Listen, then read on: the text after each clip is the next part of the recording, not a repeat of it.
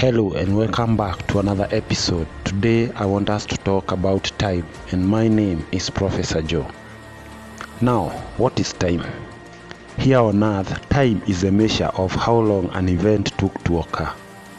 We track time using clocks, which are synchronized with major cosmic events such as Earth's rotation on its own axis and revolution of planet Earth around the Sun.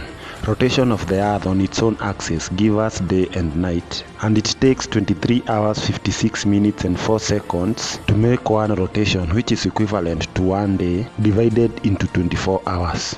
And again, the Earth takes 365 days and 6 hours to make one revolution around the Sun, which is equivalent to 1 year, which has 365 days, and the 6 hours are accumulated in 4 years to make an extra day in February, making a leap year. And remember, as planet Earth approaches tidal lock-in with the Sun, a day will become longer. In astrophysics, we can say time is the direction we move through space. Remember, in the early 20th century, we had a scientist named Hubble who discovered the universe is expanding and the galaxies are moving away from each other, giving evidence to Big Bang theory. It is believed that what propels the universe expansion is dark energy.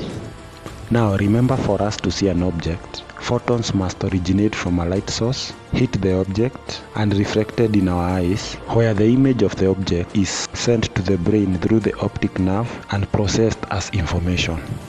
In the beginning of 20th century, Albert Einstein was coming from work. Remember, he was a patent clerk by then. He saw a clock tower and he had a thought experiment. He imagined himself moving at high speed, approaching the speed of light, and he noticed that as he approaches the speed of light, the hands of the clock tower will seem to have stopped.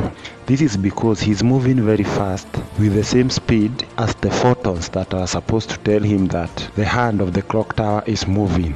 But those people near the clock tower can tell no difference, and according to them, time is ticking normal. But if they were to look at Albert Einstein, who is moving at the speed of light, he will seem to be stationary in relative to them. From this, we can see time is relative because when you move at high speed approaching the speed of light, time seems to slow in relative to another observer. And again, if you pass near a massive object with high gravitational pull, such as a planet, star, or a black hole, time will seem to move slower to you relative to another observer. This is called time dilation. Another example is the twin paradox. The twin paradox states that if you take two twins and you put one in a rocket and accelerate it in space approaching the speed of light, when that twin comes back to planet Earth, he will find his brother that was left on planet Earth is older than him. Another lab practical. A stationary muon has a shorter half-life than a muon in a particle accelerator.